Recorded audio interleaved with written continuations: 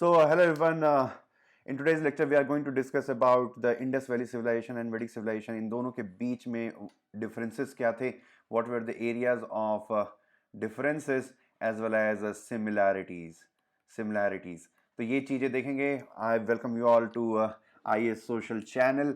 और इसका जो पूरा हैंडआउट है वो भी आपको डिस्क्रिप्शन बॉक्स में मिल जाएगा. डिस्क्रिप्शन बॉक्स में आप जाकर टेलीग्राम का लिंक है, टेलीग्राम के लिंक पे जाकर आप वहाँ से इसका पूरा हैंडआउट, ये इस टॉपिक का पूरा हैंडआउट जो है वो आप वहाँ से उसका पीडीएफ फॉर्मेट डाउनलोड कर सकते हैं.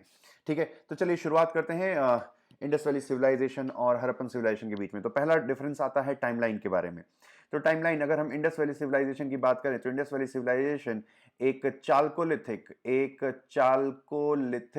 सिविलाइजेशन थी. चाल्कोलिथिक जिसको हम ब्रॉन्ज एज सिविलाइजेशन भी बोलते हैं. टेक्निकली उसको चाल्कोलिथिक कहा जाता है. चाल्को का मतलब होता है कॉपर और लिथिक का मतलब होता है स्टोन. तो बेसिकली टेक्निकल तरीके से अगर हम देखें तो इस एज में कॉपर और स्टोन दोनों के से बने हुए हथियारों का इस्तेमाल होता था. ब्रॉन्ज एज बोलना पूरी तरीके से सही नहीं होगा, क्योंकि ऐसा नहीं था कि ब्रॉन्ज ने पूरी तरीके से स्टोन को रिप्लेस कर दिया था. ऐसा केस नहीं था. उस समय कॉपर और स्टोन दोनों के ही टूल्स का इस्तेमाल होता था. अगर आपको आइडिया नहीं है तो मैं टाइमलाइन एक बार बता देता हूं. तो 2 मिलियन ईयर से लेके 10,000 बीसी तक आपकी चली पेलियोलिथिक एज. फिर 10,000 बीसी से 8,000 बीसी तक आपकी एज रही मेसोलिथिक एज, यानी कि मध्य पाषाण युग जिसको कहते हैं. फिर 8,000 बीसी से 4,000 बीसी तक आपकी चली न्यूलिथिक एज, जिसको हम नवपाषाण युग भी कहते हैं. फिर 4,000 से लगभग 1500 बीसी तक आपकी चाल्कोलिथिक एज चली. और जो हड़प्पन सिविलाइजेशन या इंडस वैली जो सिविलाइजेशन है वो इसी एज से बिलोंग करती है. फिर 1500 से लेके 500 बीसी के बीच में आपकी आयरन एज आई. आयरन एज, ठीक है, आयरन एज 1500 बीसी से लेके 500 बीसी के बीच में. अब आयरन एज को इंडिया के कंटेक्स्ट में दो हिसाब से डिवाइड कर सकते हैं, अर्ली वैदिक पीरियड और लेटर वैदिक पीरियड. अर्ली वैदिक पीरियड था आपका 1500 बीसी से लेकर 1000 बीसी के बीच में. लेटर वैदिक पीरियड आपका रहा 1000 बीसी से लेके 500 बीसी के बीच में. ठीक है, फिर 500 बीसी के बाद आपका शुरुआत हो जाती है. 500 बीसी के बाद आपकी शुरुआत होती है एज ऑफ महाजनपद. जब महाजनपदों का जन्म हुआ, इसी समय बुद्धिज्म और जैनिज्म का जन्म हुआ. तो ये टाइमलाइन आई होप कि आप सभी लोगों को क्लियर है कि किस तरीके से इस टाइमलाइन को डिवाइड किया गया है. तो अगर हम देखें तो जो हड़प्पन सिविलाइजेशन है वो इस चाल्कोलिथिक एज से बिलोंग करती है. 4000 बीसी से 1500 बीसी के बीच में जो चाल्कोलिथिक एज थी उससे बिलोंग करती है. और जो वैदिक एज है वो आयरन एज से बिलोंग करती है. वैदिक एज जो है आयरन एज से बिलोंग करती है. आयरन एज का मतलब है कि जो भी हथियार इस्तेमाल कर रहे थे इंसान उस समय के, वो हथियार लोहे के बने हुए थे.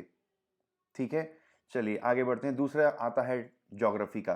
तो अगर हम इंडस वैली सिविलाइजेशन की बात करें तो इंडस वैली सिविलाइजेशन का नाम ही इंडस वैली पड़ा, क्योंकि वो इंडस और इंडस के अलावा जो इंडस की ट्रिब्यूटरीज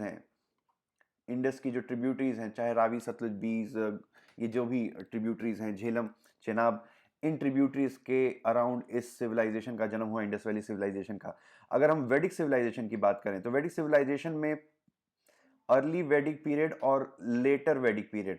तो अर्ली वैदिक पीरियड में जो इंसान थे, ठीक है, जो आर्यंस जो आए वो इस एरिया में, ठीक है, यानी कि इंडस के एरिया में पहले वो रहे.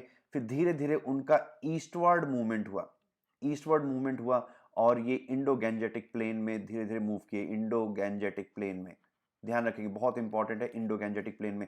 तो यानी कि पहले यहां पर इस एरिया में वो रह रहे थे.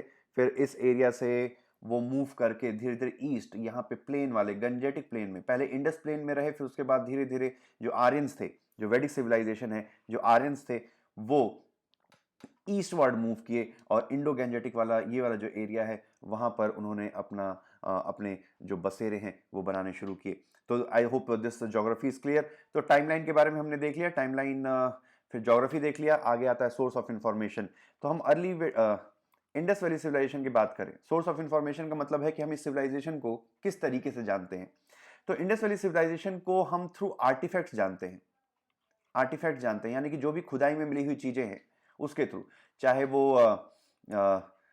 स्कल्पचर्स हो स्कल्पचर्स हो, चाहे टाउन प्लान हो, या उसके अलावा कुछ खिलौने हो, या कुछ सील सील हो, या उसके अलावा पॉटरी हो। तो ये हमारे सोर्स ऑफ ये जो खुदाई में मिली हुई चीज़ें हैं उसके माध्यम से हम उनके इतिहास को जानने की कोशिश करते हैं, या बरियल साइट्स और बरियल साइट्स के अध्ययन से भी by analysing these burial sites we try to decipher the history और the socio economic political structure of Indus valley civilisation. तो इंडस वैली सिविलाइजेशन को हम कैसे जानते हैं? आर्टिफैक्ट्स के थ्रू। कैसे जानते हैं? आर्टिफैक्ट्स के थ्रू। अब बात आती है वैदिक सिविलाइजेशन।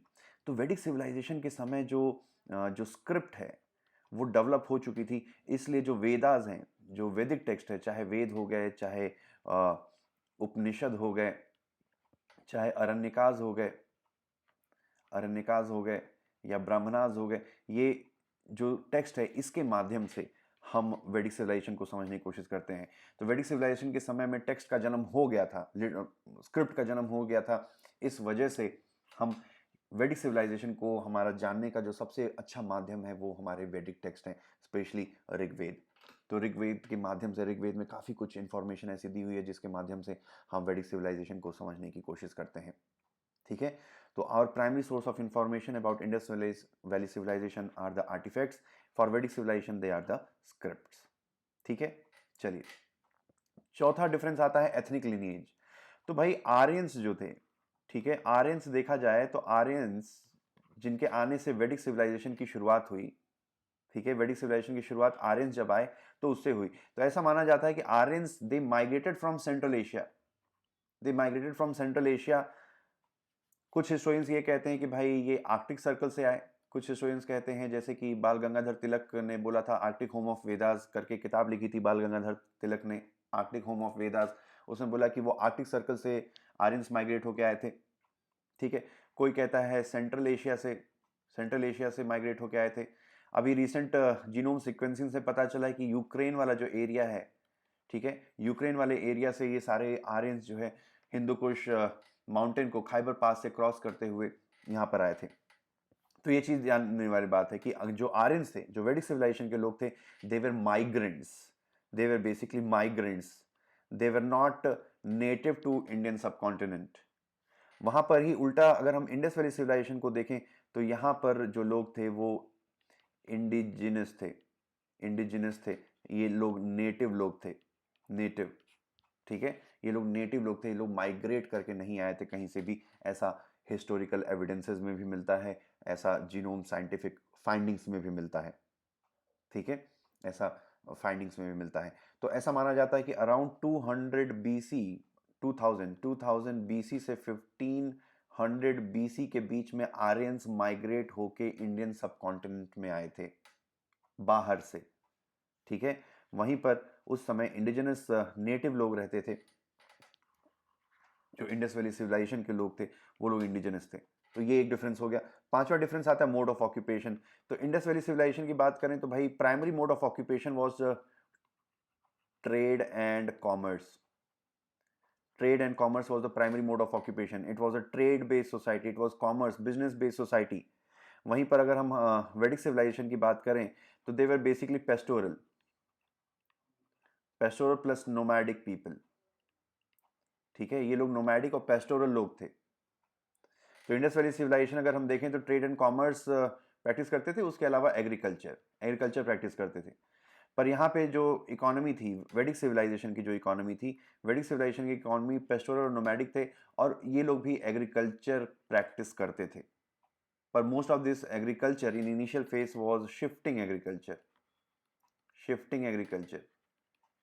ठीक है, तो एक तरीके से कबीलाई ग्रुप था। जो आर्यंस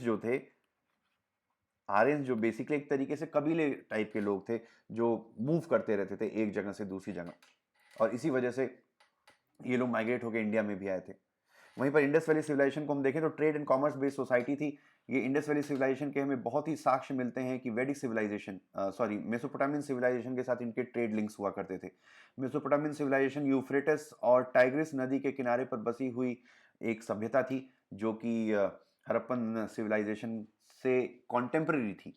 इनके बीच में ट्रेड एंड कॉमर्स काफ़ी ज़्यादा फलता फूलता था। आज के समय में इस मेसोपोटामियन सिविलाइजेशन जो है वो इराक में पाई जाती है, मेसोपोटामियन सिविलाइजेशन। ठीक है, याद रखेंगे। फिर बात आती है टाइप ऑफ सेटलमेंट की। तो इंडस वैली सिविलाइजेशन की अगर हम बात करें तो it was an urban settlement, urban settlement थी। इसके पीछे रीजन क्या था? क्योंकि ये जो सोसाइटी थी trade and commerce based society थी। तो trade and commerce based society is an interdependent society, और चूंकि सोसाइटी इज इंटरडिपेंडेंट, क्योंकि भाई आप चीनी बेचते हैं तो चीनी बेचने वाला जो आदमी है उसको कहाँ पे रहना पड़ेगा? शहर के लोगों के बीच में रहना पड़ेगा। अब चूंकि वो चीनी ही बेचता है तो बाकी के सामानों के लिए वो बाकी लोगों पे डिपेंडेंट है। तो अर्बन सेटलमेंट आपको देखने को मिलेगी, एक कॉम्पैक्ट सेटलमेंट देखने को मिलेगी, कॉम्पैक्ट सेटलमेंट देखने को मिलेगी इंडस वैली के केस में। वहीं पर अगर हम वैदिक सिविलाइजेशन की बात करें तो वैदिक सिविलाइजेशन एक रूरल सोसाइटी थी, रूरल सेटलमेंट, क्योंकि mostly they were agricultural and pastoral. ठीक है, तो आपको स्कैटर्ड स्कैटर्ड सेटलमेंट देखने को मिलेगी, सेटलमेंट, स्कैटर्ड सेटलमेंट। ठीक है, तो ये जो सोसाइटी है ये अब सेटलमेंट देख सकते हैं, एक तरीके से रूरल सोसाइटी आपको वैदिक सिविलाइजेशन की देखने को मिलेगी। वहीं पर इंडस वैली सिविलाइजेशन एक आपको अर्बन सेटलमेंट देखने को मिलेगी। Is that clear? उसके पीछे रीजन यही है कि भाई ये trade and commerce based society थी। Indus valley civilisation trade and commerce based society थी। Trade and commerce based society हमेशा ही इंटरडिपेंडेंट होती है, और इंटरडिपेंडेंट होने के लोगों को आसपास एक दूसरे के साथ रहना होता है। पर वहीं पर वैदिक सिविलाइजेशन जो थी एक रूरल सोसाइटी थी। उसके पीछे रीजन ये था कि वो एग्रीकल्चर बेस्ड सोसाइटी थी। एग्रीकल्चर जनरली एक इंडिपेंडेंट लाइफस्टाइल होती है। जैसे मान लो कि थोड़ा सा इसको बता ही देता हूँ। मान लो ये पहाड़ है, दो पहाड़ है, यहाँ पर एक घर बना के कोई रह रहा है अपने फैमिली के साथ, तो भैया वहीं पर वो खेती कर रहा है, फिर उसने कुछ जानवर भी रख लिए हैं। ठीक है, फिर एक दूसरा आदमी है जो इस तरफ रह रहा है, वो भी खेती करता है, उसने भी एक खेत है आसपास, उसकी फैमिली के 4-5 मेंबर है। तो अब देखो ये वाली जो फैमिली है वो पूरी तरीके से इंडिपेंडेंट है इस फैमिली से। मतलब इनके बीच में अगर कनेक्शन नहीं रहेगा तो भी वो एग्जिस्ट कर लेंगे, क्योंकि खेती से खाना आ ही रहा है, अनाज आ ही रहा है, बाकी दूध दही जो भी और सारी चीजें वो गाय बकरी से आ जा रही है। तो इसको किसी चीज के लिए डिपेंडेंट, दूसरी दुनिया से, दूसरे लोगों से डिपेंडेंट होने की जरूरत नहीं है। तो they can live in a scattered settlement, कि एक पहाड़ के उस तरफ कोई घर बना के अपने परिवार के साथ रह रहा है, एक पहाड़ के दूसरी तरफ कोई घर बना के अपने परिवार के साथ रह रहा है। तो जनरली एग्रीकल्चरल और जो कैटल रेयरिंग वाला काम करते हैं या कैटल हर्डिंग करते हैं, पेस्टोरल होते हैं, वो स्कैटर्ड सेटलमेंट में रहते हैं, एक रूरल सेटलमेंट में रहते हैं। ठीक है, सातवां डिफरेंस आता है फेथ एंड बिलीफ सिस्टम। तो अगर हम इंडस वैली सिविलाइजेशन की बात करें तो they were idol worshipper plus icon worshipper. Idol worship यानी कि अगर मान लीजिए कि आप शिव की मूर्ति बना के अगर आप पूजा करते हैं तो आप आइडल वर्शिपर हैं, और अगर आप शिवलिंग बनाकर शिवलिंग की पूजा करते हैं तो आप आइकन वर्शिपर हैं। ठीक है, शिवलिंग बना के पूजा करते हैं तो आप आइकन वर्शिपर हैं। तो इंडस वैली सिविलाइजेशन के लोग आइडल एंड आइकन वर्शिपर हुआ करते थे। ठीक है, आपको यहाँ पे मदर गॉडेस की मूर्ति मिलेगी। ठीक है, मदर गॉडेस की मूर्ति मिलेगी। उसके अलावा पशुपति की सील आपको देखने को मिलेगी। पशुपति की सील है। ठीक है, पशुपति की सील है। फिर आइकन्स में अगर आप देखोगे तो आइकन्स में आपको स्वास्तिक देखने को मिलेगा। इंडस वैली सिविलाइजेशन के लोग स्वास्तिक की पूजा करते थे। उसके अलावा फालस वर्शिप, वो लिंग की पूजा करते थे, फालस वर्शिप। ठीक है, अब फालस वर्शिप, कोई लिंग की पूजा करता है इसका मतलब ये नहीं कि वो शिवलिंग या शिव की पूजा करता है। There is a difference. ठीक है, phallus worship is different. Phallus worship पहले से आई, बाद में phallus worship was attributed to Shiva. ठीक है, तो फालस वर्शिप पहले आई, शिव की पूजा बाद में आई। Shaivism was born later. ठीक है, Shaivism was born later, during later Vedic period. Shiva became an important deity. ठीक है, Shiva became an important deity during later Vedic period. तो इंडस वैली सिविलाइजेशन के लोग जो है आइडल और आइकन वर्शिपर हुआ करते थे। समझ आई बात? आइडल एंड आइकन वर्शिपर हुआ करते थे। तो वो मदर गॉडेस की मूर्ति हो गई, चाहे पशुपति की सील हो गई, इसकी पूजा होती थी। फिर आइकन्स में वो स्वास्तिक की पूजा करते थे और फालस की पूजा करते थे। वहीं पर हम वैदिक सिविलाइजेशन के लोगों को देखें तो वैदिक सिविलाइजेशन के लोग नेचर वर्शिपर थे, देवर नेचर वर्शिपर। ठीक है, अगर ये कंसेप्ट समझ में ना आए तो कमेंट सेक्शन में ज़रूर पूछना, मैं उसका रिप्लाई करने की पूरी कोशिश करूंगा।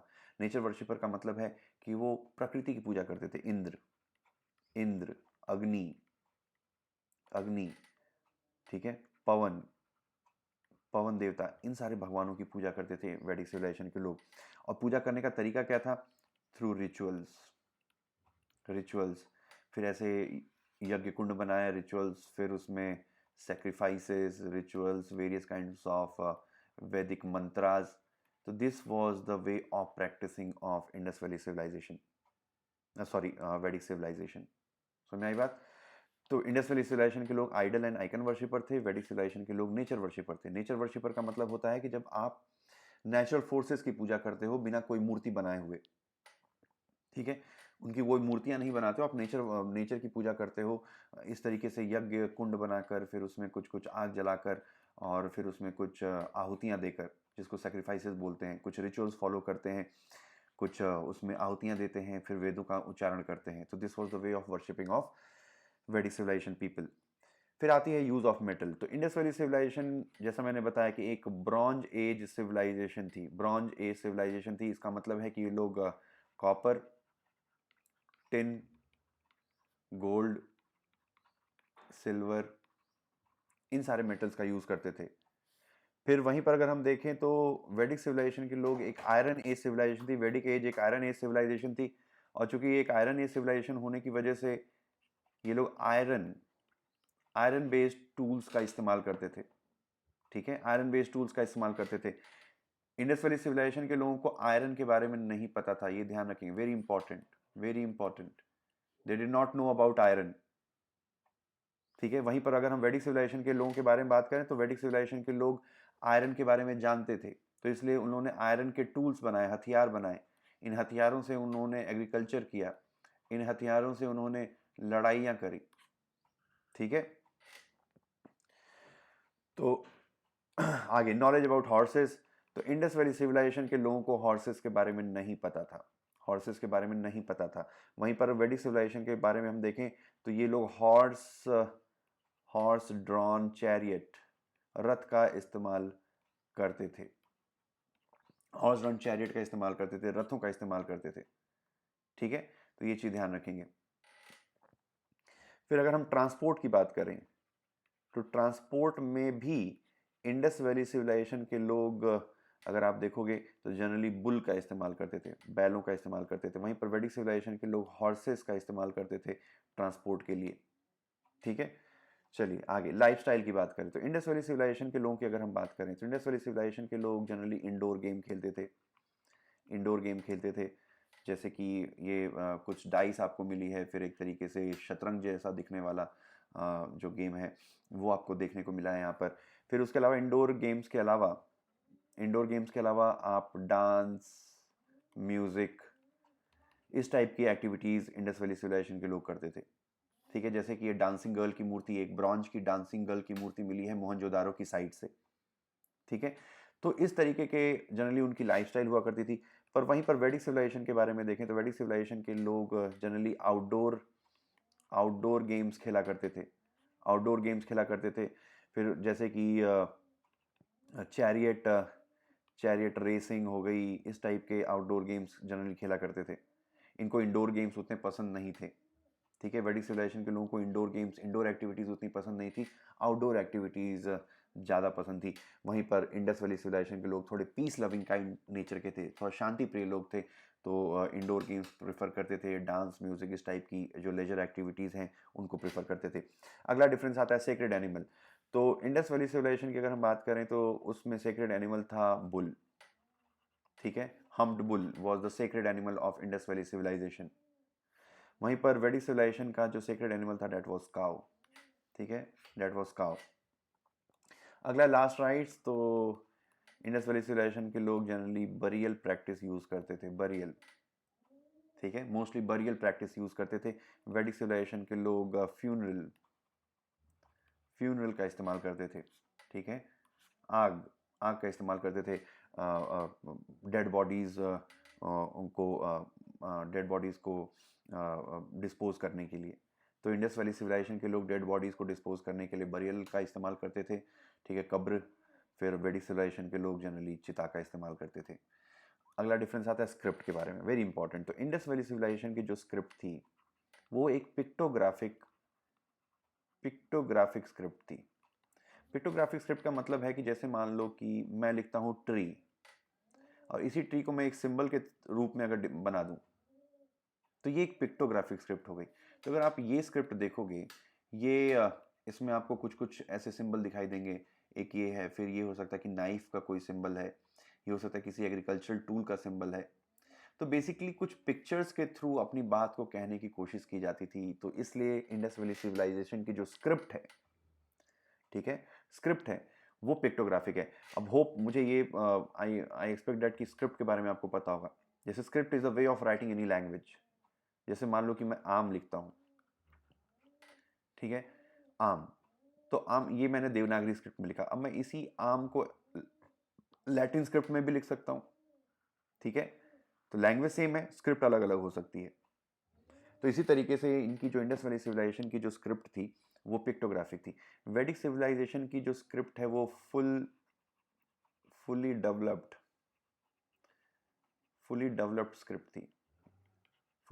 स्क्रिप्ट थी, ठीक है। Ancient way of writing, ancient script for writing Sanskrit was developed, ठीक है, संस्कृत वाज डेवलप्ड। तो ये है fully developed script, Sanskrit, ancient Sanskrit का इस्तेमाल करते थे वैदिक सिविलाइजेशन के लोग। चलिए अब अगला आता है वर्शिप मैकेनिज्म। तो वर्शिप मैकेनिज्म के बारे में ऑलरेडी मैं बता चुका हूँ कि भाई ये आइडल और आइकन वर्शिपर थे इंडस वैली सिविलाइजेशन के लोग। वहीं पर आइकन्स जैसे कि शिवलिंग हो गया, ये फालस, शिवलिंग नहीं बोलेंगे, लिंग, यानी कि फालस वर्शिप, और स्वास्तिक की पूजा होती थी। यहाँ पर उल्टी साइड अगर हम वैदिक सिविलाइजेशन के लोगों को देखें तो वैदिक सिविलाइजेशन के लोग इस तरीके से यज्ञों का इस्तेमाल करते थे, जिसमें यज्ञों में आहुति देके रिचुअल्स का फॉलो करते थे, सेक्रीफाइसेस को फॉलो करते थे वैदिक सिविलाइजेशन के लोग। कास्ट सिस्टम, तो इंडस वैली सिविलाइजेशन में आपको इस तरीके से वर्ना सिस्टम अभी जन्म नहीं हुआ था इंडस वैली सिविलाइजेशन में। वहीं पर वैदिक सिविलाइजेशन की बात करें तो 4 फोल्ड वर्ना सिस्टम था, जिसमें सबसे पहले आते थे ब्राह्मण, फिर क्षत्रिय, फिर वैश्य, फिर शूद्र, ठीक है। तो इस तरीके से 4 fold varna system was born during Vedic civilisation, not during Indus valley civilisation, ठीक है। फिर पॉलिटिकल सिस्टम की बात करें तो Indus valley civilisation was ruled by a group of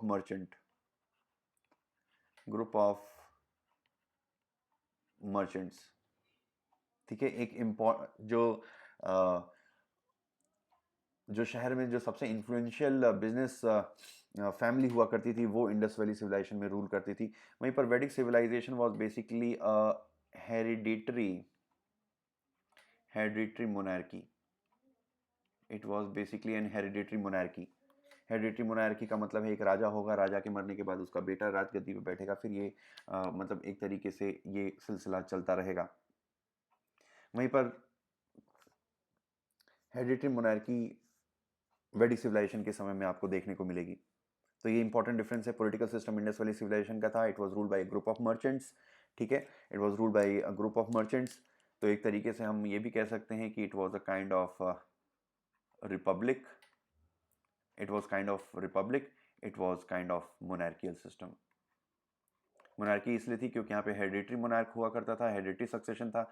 यहाँ पे जो हेड ऑफ द स्टेट था बेसिकली ही वाज चोजन, ठीक है। पॉटरी की बात आती है तो अगर हम इंडस वैली की पॉटरी की बात करें तो ब्लैक एंड रेड पॉटरी का इस्तेमाल करते थे इंडस वैली सिविलाइजेशन के लोग। वहीं पर वैदिक सिविलाइजेशन के लोग ग्रे पॉटरी का इस्तेमाल करते थे, ग्रे वेयर का इस्तेमाल करते थे, ग्रे पॉटरी हुआ करती थी वैदिक सिविलाइजेशन की। तो ये भी एक डिफरेंस है। अब ये इस डिफरेंसेस के बाद बात आती है सिमिलैरिटीज़ की। तो सिमिलैरिटीज़ क्या है इंडस वैली और वैदिक सिविलाइजेशन के में? तो पहली बात है कि भाई दोनों जो सभ्यताएं थी, दोनों both the civilisation flourished along the river valleys, ठीक है, पहली चीज। दूसरी चीज है कि दोनों ही बार्टर सिस्टम का इस्तेमाल करते थे, दोनों ही बार्टर सिस्टम का इस्तेमाल करते थे चीजों की लेन देन के लिए। फिर तीसरी चीज आती है सोशल इनइक्वालिटी दोनों ही सोसाइटीज में थी, ठीक है। Social inequality in case of Vedic civilization, in case of Indus Valley civilization, it was based upon economic factors. जो अमीर है वो अमीर तरीके से रहेगा, जो गरीब है वो गरीब गरीब तरीके से रहेगा। जैसे कि कुछ इंडस वैली सिविलाइजेशन की साइट्स में सिटाडल्स देखने को मिले हैं। सिटाडल्स ऊंची जगहों पर बने हुए बड़े बड़े घर हुआ करते थे, जहाँ पे 2 माले की बिल्डिंग और सरकारी बिल्डिंगें या एडमिनिस्ट्रेटिव बिल्डिंग्स आपको देखने को मिलेगी। फिर लोअर लाइंग एरियाज में कॉमन लोग रहते थे, ठीक है। तो ये लो एरिया, जो शहर का जो लो लाइंग एरियाज है वहाँ पे कॉमन लोग रहते थे। वहीं पर हाई राइज एरियाज में, ठीक है, जो ऊंची जगहों पर बना हुआ जो एरिया था जिसको हम सिटाडेल कहते हैं, वहाँ पर आपको अमीर लोग या जो इन्फ्लुएंशियल लोग थे वो लोग आपको यहाँ पर देखने को मिलेंगे, ठीक है। फिर बात आती है वर्शिप्ड मदर गॉडेस। दोनों ही मदर गॉडेस की पूजा करते थे। अगर आप देखोगे तो इंडस वैली सिविलाइजेशन के लोग fertility, mother goddess who was the symbol of fertility, उसकी पूजा करते थे। वैदिक सिविलाइजेशन के लोग भी मदर गॉडेस की पूजा करते थे, जैसे कि अदिति और उषा करके 2 वैदिक गॉडेसेस थी जिसकी पूजा वैदिक सिविलाइजेशन के लोग करते थे। फिर 5वीं सिमिलैरिटी है कि भाई दोनों ही जो सभ्यताएं हैं इंडस नदी के तट पर शुरुआत हुई। हालांकि बाद में वैदिक सिविलाइजेशन गैंजेटिक प्लेन की तरफ मूव कर गई, लेकिन ये भी एक कॉमन सिमिलैरिटी है कि दोनों ही सभ्यताओं का जन्म जो है सिंधु घाटी से होता है। फिर बात आती है 6वें डिफरेंस की। दोनों ही सभ्यताओं के लोग कॉटन और वूल के बने हुए कपड़े पहना करते थे। फिर 7वां डिफरेंस आता है, सेम ही टाइप के लोग खाना खाते थे, ठीक है। सेम ही, चाहे वीट है, चाहे बार्ली है, मस्टर्ड है, चाहे राइस है। तो ये खान पान की भी जो है there were similarities in in the area of their food preference. फिर 8वीं सिमिलैरिटी आती है कि दोनों ही, चाहे मर्द हो या औरत, गहनों का इस्तेमाल करते थे, ठीक है। ज्वेलरी दोनों ही पहनते थे। फिर फायर अल्टर्स का इस्तेमाल भी दोनों ही सभ्यताओं के, दोनों ही सिविलाइजेशन के लोग करते थे। जैसे कि कालीबंगन करके